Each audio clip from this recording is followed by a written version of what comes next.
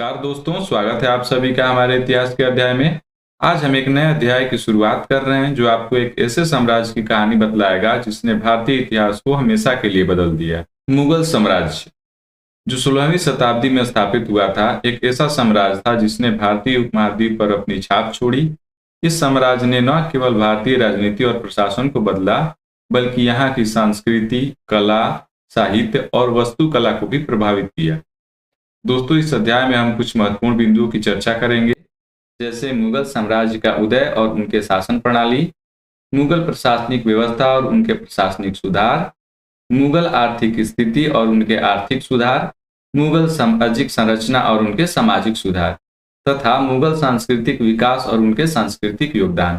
तो दोस्तों, जैसा कि हम लोगों ने पिछले अध्याय में भारतीय इतिहास का 13वीं शताब्दी से लेकर के 15वीं शताब्दी तक कवर किया, तो उसी तरीके से हम लोग इस चैप्टर में मुगल साम्राज्य को पढ़ेंगे और हम इसमें 16वीं शताब्दी से 17वीं शताब्दी तक की यात्रा करेंगे और उसके बारे में पढ़ेंगे। आप चैप्टर का नाम यहाँ पे देख पा रहे होंगे, मुगल 16वीं से 17वीं शताब्दी, है ना। तो आइए इसको पढ़ते हैं, समझते हैं। मध्यकाल में किसी भी शासक के लिए भारतीय उपमहाद्वीप जैसे बड़े क्षेत्र पर, जहाँ लोगों एवं संस्कृतियों में इतनी अधिक विविधताएं हो, शासन कर पाना अत्यंत ही कठिन कार्य था। अपने पूर्ववर्तियों के विपरीत मुगलों ने एक साम्राज्य की स्थापना की और वह कार्य पूरा किया जो अब तक केवल छोटी अवधियों के लिए ही जान पड़ता था। 16वीं शताब्दी के उत्तरार्ध से इन्होंने दिल्ली और आगरा से अपने राज्य का विस्तार शुरू किया और 17वीं शताब्दी में लगभग संपूर्ण महाद्वीप पर अधिकार प्राप्त कर लिया। उन्होंने प्रशासन के ढांचे तथा शासन संबंधी जो विचार लागू किए, वे उनके राज्य के पतन के बाद भी टिके रहे। यह एक ऐसी राजनीतिक धरोहर थी जिसके प्रभाव से उपमहाद्वीप में उनके पश्चात आने वाले शासक अपने को अछूता न रख सके। आज भारत के प्रधानमंत्री स्वतंत्रता दिवस पर मुगल शासकों के निवास स्थान दिल्ली के लाल किले की प्राचीर से राष्ट्र को संबोधित करते हैं, है ना। तो आपने 15 अगस्त के दिन देखा होगा कि जो हमारे प्रधानमंत्री हैं, मोदी जी जो हैं, वो लाल किले से हमारे देश को संबोधित करते हैं। तो ये लाल किला भी मुगलों ने ही बनवाया था, है ना। ये उनका निवास स्थान हुआ करता था। दोस्तों, आप इस चित्र में लाल किला को देख पा रहे होंगे। अगर आप घूमने गए होंगे तो आपने देखा होगा लाल किला को। अगर नहीं गए हैं तो तब तक आप इस चित्र में देखिए और समझिए। अब दोस्तों, इसमें महत्वपूर्ण है कि मुगल आखिर थे कौन, है ना। तो उसको यहाँ पे बताने की कोशिश कर रहा है कि मुगल कौन थे। उनके बारे में ये बात बता रहा है कि मुगल दो महान शासक वंशों के वंशज थे, है ना। तो आप ध्यान रखिएगा कि मुगल जो थे वो दो महान शासक वंशों के वंशज थे। माता की ओर से वे मंगोल शासक चंगेज खां, जो चीन और मध्य एशिया के कुछ भागों पर राज करता था, के उत्तराधिकारी थे, है ना। तो माता की तरफ से चंगेज खां, ठीक है। पिता की ओर से वे ईरान, इराक और वर्तमान तुर्की के शासक तैमूर के वंशज थे। तो आपने दोनों महान शासक वंशों को देखा, पहला चंगेज खां और दूसरा आपको तैमूर मिल जाएंगे। परंतु मुगल अपने को मुगल या मंगोल कहलवाना पसंद नहीं करते थे। ऐसा इसलिए था क्योंकि चंगेज खां से जुड़ी स्मृतियां सैकड़ों व्यक्तियों के नरसंहार से संबंधित थी। यही स्मृतियां मुगलों के प्रतियोगी उज्बेकों से भी संबंधित थी। दूसरी तरफ मुगल तैमूर के वंशज होने पर गर्व का अनुभव करते थे, ज्यादा इसलिए क्योंकि उनके इस महान पूर्वज ने 1398 में दिल्ली पर कब्जा कर लिया था, है ना। तो आपने देखा कि जो मुगल थे वो अपने आप को मुगल या मंगोल कहलवाना पसंद नहीं करते थे, क्योंकि जो चंगेज खां था, जो मंगोल शासक चंगेज खां था, उसकी जो स्मृतियां थी वो नरसंहार से जुड़ी हुई थी। इसके चलते हुए अपने आप को मुगल या मंगोल कहलवाना पसंद नहीं करते थे। लेकिन वे तैमूर वंश के होने का गर्व महसूस करते थे, क्योंकि तैमूर ने 1398 में दिल्ली पर कब्जा किया था। उन्होंने अपने वंशावली का प्रदर्शन चित्र बनवा कर किया। प्रत्येक मुगल शासक ने तैमूर के साथ अपना चित्र बनवाया। अब दोस्तों, हम मुगलों के सैन्य अभियान के बारे में पढ़ते हैं, है ना। तो उसके बारे में बता रहा है कि प्रथम मुगल शासक बाबर ने जब 1494 में फरगना राज्य का उत्तराधिकार प्राप्त किया तो उसकी उम्र केवल 12 वर्ष की थी। मंगोलों की दूसरी शाखा उज्बेकों के आक्रमण के कारण उसे अपनी पैतृक गद्दी छोड़नी पड़ी। अनेक वर्षों तक भटकने के बाद उसने 1526 में दिल्ली के सुल्तान इब्राहिम लोदी को पानीपत में हराया और दिल्ली और आगरा को अपने कब्जे में कर लिया, है ना दोस्तों। तो हमने पिछले अध्याय में भी पढ़ा था कि जो दिल्ली सल्तनत था उसका अंतिम जो वंश था वो लोदी वंश था और उसका जो अंतिम शासक था वो इब्राहिम लोदी था। और इब्राहिम लोदी को ही हरा करके बाबर ने मुगल सल्तनत की स्थापना की या मुगल साम्राज्य की स्थापना की थी। तो आपको यहाँ पे कुछ जानकारी मिला कि जो मुगल साम्राज्य था उसका प्रथम शासक बाबर था, जिसका शासनकाल भी आप यहाँ पे देख सकते हैं 1526 से लेकर 1530 तक। और दूसरी जानकारी हमें ये मिलती है कि 1526 में पानीपत के युद्ध में बाबर ने इब्राहिम लोदी को हरा करके दिल्ली और आगरा पर अपना अधिकार कर लिया था, है ना दोस्तों। तो इन दोनों पॉइंट्स को आप जरूर याद रखिएगा, ठीक है दोस्तों। इस चित्र के माध्यम से हमें एक बहुत ही इंपॉर्टेंट जानकारी मिल रही है। 16वीं शताब्दी के युद्धों में तोप और गोलाबारी का पहली बार इस्तेमाल हुआ। बाबर ने इनका इस्तेमाल पानीपत की पहली लड़ाई में प्रभावी ढंग से प्रयोग किया, है ना। तो इस चीज को आप अच्छे से याद रखिएगा कि 16वीं शताब्दी के युद्धों में तोप और गोलीबारी का पहली बार इस्तेमाल हुआ और बाबर ने इनका पानीपत की पहली लड़ाई में प्रभावी ढंग से प्रयोग किया। तो कई दफा एग्जाम में पूछा जाता है कि भारत में पहली दफा गोलीबारी का प्रयोग किसने किया, तो आप क्या बताएंगे, बाबर ने किया था, ठीक है। तो एग्जाम में पूछा गया पॉइंट है, आप इसको जरूर याद रखिएगा। दोस्तों इस मानचित्र को ध्यान से देखिए, इसमें आपको अकबर का शासन देखने को मिलेगा जो कि 1605 ईस्वी का ये मानचित्र है। इसमें आप देख सकते हैं कि कितने बड़े क्षेत्र पर अकबर का शासन था, है ना। काबुल कंधार से लेकर के बंगाल और उड़ीसा तक फैला हुआ था उसका शासन। अब दोस्तों हम मुगल साम्राज्य में उत्तराधिकार की मुगल परंपराओं के बारे में पढ़ते हैं, है ना, और इसको समझने की कोशिश करते हैं। इसमें बता रहा है कि मुगल ज्येष्ठाधिकार के नियम में विश्वास नहीं करते थे, जिसमें ज्येष्ठ पुत्र अपने पिता के राज्य का उत्तराधिकारी होता था। इसके विपरीत उत्तराधिकार में वे शहदायाद की मुगल और तैमूर वंशों की प्रथा को अपनाते थे, जिसमें उत्तराधिकार का विभाजन समस्त पुत्रों में कर दिया जाता था। तो दोस्तों आपने देखा कि जो मुगल थे वो ज्येष्ठाधिकार के नियम में विश्वास नहीं करते थे। उनके हिसाब से ये नहीं होता था कि ज्येष्ठ पुत्र ही राजा का उत्तराधिकारी होगा।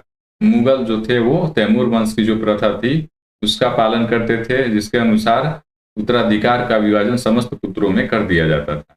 नेक्स्ट है दोस्तों मुगलों के अन्य शासकों के साथ संबंध, है ना। तो आइए इसमें देखते हैं कि जो मुगल थे उनका अन्य शासकों के साथ कैसा संबंध था। उसके बारे में बता रहा है कि मुगलों ने उन शासकों के विरुद्ध लगातार अभियान किए जिन्होंने उनकी सत्ता को स्वीकार करने से इनकार कर दिया। जब मुगल शक्तिशाली हो गए तो अन्य शासकों ने स्वेच्छा से उनकी सत्ता स्वीकार कर ली। राजपूत इसका एक अच्छा उदाहरण है। अनेकों ने मुगल घराने में अपनी पुत्रियों का विवाह करके उच्च पद प्राप्त किए, परंतु कईयों ने विरोध भी किया। इस बॉक्स को पढ़ते हैं, इसमें क्या बता रहा है। राजपूतों के साथ मुगलों की शादियां। जहांगीर की मां कछवा की राजकुमारी थी, वह अंबर के राजपूत शासक की पुत्री थी। शाहजहां की मां एक राठौर राजकुमारी थी, वह मारवाड़ के राजपूत शासक की पुत्री थी, है ना। तो हमने यहाँ पे जो पढ़ा कि राजपूतों ने मुगल घराने में अपनी पुत्रियों की शादी की, तो उसका उदाहरण यहाँ पे आप देख सकते हैं, है ना। तो यहाँ पे आप देख सकते हैं कि जहांगीर की माँ जो थी वो कछवा की राजकुमारी थी, उसी तरीके से शाहजहां की जो माँ थी वो राठौर राजकुमारी थी। आइए और पढ़ते हैं अन्य शासकों के साथ मुगलों के संबंध के बारे में।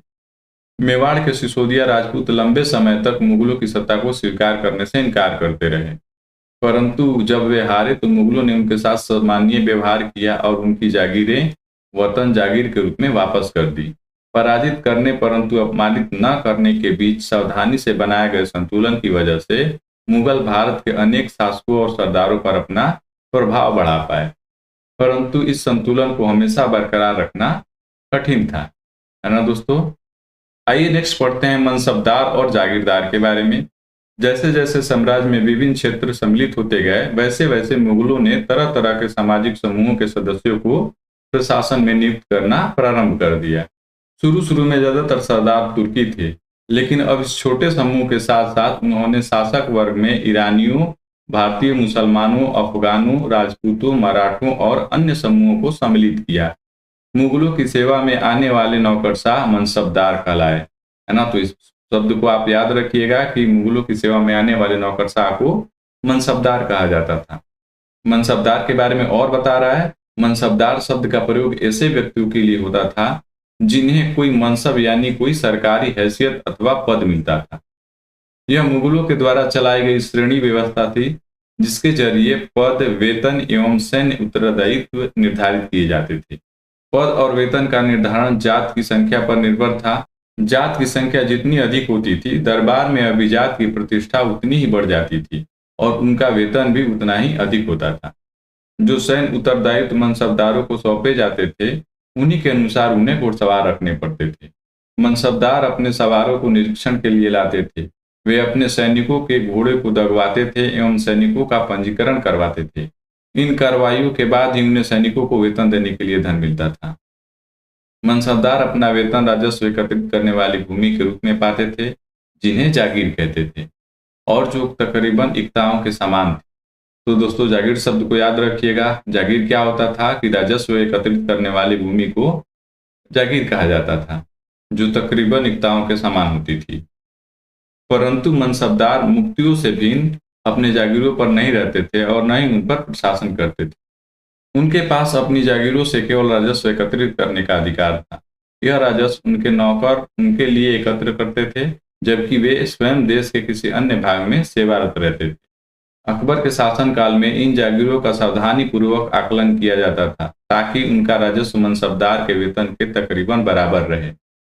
औरंगजेब के शासनकाल तक पहुंचते पहुंचते स्थिति बदल गई।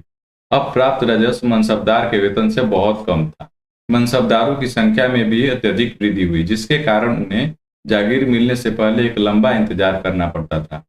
इन सभी कारणों से जागीरों की संख्या में कमी हो गई। फलस्वरूप कई जागीरदार जागीर रहने पर यह कोशिश करते थे कि वे जितना राजस्व वसूल कर सकें कर लें। अपने शासनकाल के अंतिम वर्षों में औरंगजेब इन परिवर्तनों पर नियंत्रण नहीं रख पाया। इस कारण किसानों को अत्यधिक मुसीबतों का सामना करना पड़ा। तो दोस्तों, हमने यहाँ पे मनसबदारों के बारे में पढ़ा और उनके कार्यों के बारे में समझा। आइए अब थोड़ा जब्त और जमींदारों के बारे में पढ़ लेते हैं। तो जब्त और जमींदार में बता रहा है कि मुगलों की आमदनी का प्रमुख साधन किसानों की उपज से मिलने वाला राजस्व था। अधिकतर स्थानों पर किसान ग्रामीण कुलीनों यानी मुखिया या स्थानीय सरदारों के माध्यम से राजस्व देते थे। समस्त मध्यस्थों के लिए, चाहे वे स्थानीय ग्राम के मुखिया हो या फिर शक्तिशाली सरदार हो, मुगल एक ही शब्द जमींदार का प्रयोग करते थे। अकबर के राजस्व मंत्री टोडरमल ने 10 साल की कालावधि के लिए कृषि की पैदावार, कीमतों और कृषि भूमि का सावधानीपूर्वक सर्वेक्षण किया। इन आंकड़ों के आधार पर प्रत्येक फसल पर नकद के रूप में कर निश्चित कर दिया गया। प्रत्येक सूबे प्रांत को राजस्व मंडलों में बांटा गया और प्रत्येक की हर फसल के लिए राजस्व दर की अलग सूची बनाई गई। ठीक है दोस्तों, तो आप यहाँ पे ध्यान दीजिएगा कि अकबर के राजस्व मंत्री का नाम क्या था? टोडरमल। राजस्व प्राप्त करने की इस व्यवस्था को जब्त कहा जाता था, है ना? तो इस सब को याद रखिएगा। यह व्यवस्था उन स्थानों पर प्रचलित थी जहां पर मुगल प्रशासनिक अधिकारी भूमि का निरीक्षण कर सकते थे और सावधानी पूर्वक उसका हिसाब रख सकते थे। ऐसा निरीक्षण गुजरात और बंगाल जैसे प्रांतों में संभव नहीं हो पाया। कुछ क्षेत्रों में जमींदार इतने शक्तिशाली थे कि मुगल प्रशासकों द्वारा शोषण किए जाने की स्थिति में वे विद्रोह कर सकते थे। कभी कभी एक ही जाति के जमींदार और किसान मुगल सत्ता के खिलाफ मिलकर विद्रोह कर देते थे। 17वीं शताब्दी के आखिर से ऐसे किसान विद्रोह ने मुगल साम्राज्य के अस्थायित्व को चुनौती दी। दोस्तों, यहाँ पे अकबरनामा और आईने अकबरी के बारे में महत्वपूर्ण जानकारियां दी हुई हैं। आइए उसको पढ़ते समझते हैं।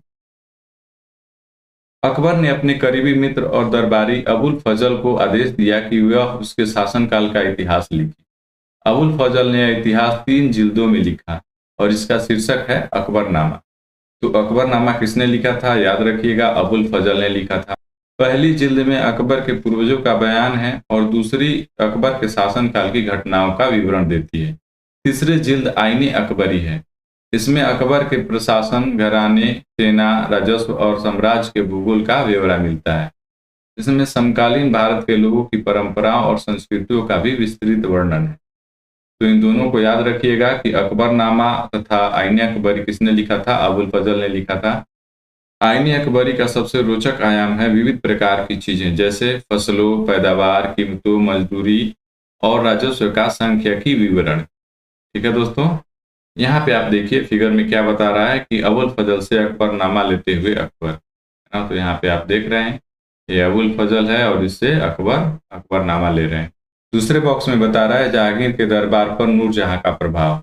दोस्तों, नूरजहां जहांगीर की बीवी थी, तो नूरजहां का जहांगीर के दरबार में जो प्रभाव था उसके बारे में यहाँ पे बता रहा है। मेहरुनिसा ने 1611 में जहांगीर से विवाह किया और उसे नूरजहां का खिताब मिला। मेहरुनिसा को ही नूरजहां का खिताब मिला था। नूरजहां हमेशा जहांगीर के प्रति अत्यधिक वफादार रही और उसको समय समय पर सहयोग देती रही। नूरजहां के सम्मान में जहांगीर ने चांदी के सिक्के जारी किए, जिसमें एक ओर स्वयं के खिताब उत्तीर्ण थे और दूसरी ओर यह वाक्य रानी बेगम नूरजहां के नाम से गढ़ा हुआ। बाईं ओर दिया गया दस्तावेज नूरजहां द्वारा जारी किए गए आदेश या फरमान है। चौकोर मुहर बताती है उदात और महान महारानी नूरजहां पातशाह बेगम का आदेश। गोल मोहर के अनुसार शाहजहां जागीर के प्रताप से महारानी चंद्रमा जैसी वैभवशाली बन गई। हम कामना करते हैं कि नूरजहां पातशाह इस युग की सर्वोत्तम महिला बने, है ना। तो इसमें आप नूरजहां का फरमान देख सकते हैं। अब दोस्तों इस बॉक्स में दिया हुआ है सुलह कुल के बारे में, तो इसको पढ़ लेते हैं। अकबर की सुलह कुल की नीति का उसके पुत्र जहांगीर ने इस प्रकार वर्णन किया है। ईश्वरीय अनुकंपा के विस्तृत अंचल में सभी वर्गों और सभी धर्मों के अनुयायियों की एक जगह है। इसीलिए उसके विशाल साम्राज्य में, जिसकी चारों ओर सीमाएं केवल समुद्र से ही निर्धारित होती थी, विरोधी धर्मों के अनुयायियों और तरह तरह के अच्छे बुरे विचारों के लिए जगह थी। यहाँ असहिष्णुता का मार्ग बंद था। यहाँ सुन्नी और शिया एक ही मस्जिद में इकट्ठे होते थे और ईसाई और यहूदी एक ही गिरजे में प्रार्थना करते थे। उसने सुसंगत तरीके से सार्वत्रिक शांति सुलह कुल के सिद्धांत का पालन किया, है ना दोस्तों। तो आप याद रखिएगा कि सुलह कुल किसकी नीति थी? अकबर की, ठीक है। और इसके बारे में यहाँ पे उसके पुत्र जहांगीर ने वर्णन किया है। नेक्स्ट है दोस्तों 17वीं शताब्दी में और उसके पश्चात मुगल साम्राज्य। उसके बारे में बता रहा है कि मुगल साम्राज्य की प्रशासनिक और सैनिक कुशलता के फलस्वरूप आर्थिक और वाणिज्यिक समृद्धि में वृद्धि हुई। विदेशी यात्रियों ने इसे वैसा धनी देश बताया जैसा कि किस्से कहानियों में वर्णित होता रहा है, परंतु यही यात्री इसी प्रचुरता के साथ मिलने वाली दरिद्रता को देखकर विस्मित रह गए, है ना। तो इन यात्रियों ने इस देश को धनी बताया और साथ ही साथ यहाँ पे जो दरिद्रता थी उसको भी देख करके वो विस्मित और चकित रह गए। बता रहा है कि सामाजिक असमानताएं साफ दिखाई पड़ती थी। शाहजहां के शासनकाल के 20वें वर्ष के दस्तावेजों से हमें पता चलता है कि ऐसे मनसबदार जिनको उच्चतम पद प्राप्त था, कुल 8000 में से 445 ही थे। कुल मनसबदारों की एक छोटी संख्या 5.6% को ही साम्राज्य के अनुमानित राजस्व का 61.5% स्वयं उनके व उनके सवारों के वेतन के रूप में दिया जाता था। और देखें तो मुगलों के बारे में बता रहा है कि मुगल सम्राट और उनके मनसबदार अपनी आय का बहुत बड़ा भाग वेतन और वस्तुओं पर लगा देते थे। इस खर्चे से शिल्पकारों और किसानों को लाभ होता था, चूंकि वे वस्तुओं और फसल की पूर्ति करते थे। परंतु राजस्व का भार इतना था कि प्राथमिक उत्पादनों, किसानों और शिल्पकारों के पास निवेश के लिए बहुत कम धन बचता था। इनमें से जो बहुत गरीब थे, मुश्किल से ही पेट भर पाते थे। वे उत्पादन शक्ति बढ़ाने के लिए अतिरिक्त संसाधनों में, जैसे औजारों और अन्य वस्तुओं में निवेश करने की बात सोच भी नहीं पाते थे। ऐसी अर्थव्यवस्था में ज्यादा धनी किसान, शिल्पकारों के समूह और व्यापारियों और महाजन ज्यादा लाभ उठाते थे। दोस्तों लास्ट पैराग्राफ में दिया हुआ है कि मुगलों के कुलीन वर्गों के हाथों में बहुत धन और संसाधन थे, जिनके कारण 17वीं सदी के अंतिम वर्षों में वे अत्यधिक शक्तिशाली हो गए। जैसे जैसे मुगल सम्राट की सत्ता पतन की ओर बढ़ती गई, वैसे वैसे विभिन्न क्षेत्रों में सम्राट के सेवक स्वयं ही सत्ता के शक्तिशाली केंद्र बनने लगे। इनमें से कुछ नए वंश स्थापित किए गए और हैदराबाद एवं अवध जैसे प्रांतों में अपना नियंत्रण जमाया। यद्यपि वे दिल्ली के मुगल सम्राट को स्वामी के रूप में मान्यता देते रहे, तथापि 18वीं शताब्दी तक साम्राज्य के कई प्रांत अपनी स्वतंत्र राजनीतिक पहचान बना चुके थे। तो दोस्तों इस तरीके से हमने मुगलों के बारे में पढ़ा और मुगल साम्राज्य के बारे में पढ़ा। तो दोस्तों मुगल साम्राज्य के बारे में इस चैप्टर में बस इतना ही था। इसी के साथ हमारा चैप्टर समाप्त होता है। मिलते हैं नेक्स्ट चैप्टर में, तब तक के लिए आपका बहुत बहुत धन्यवाद दोस्तों।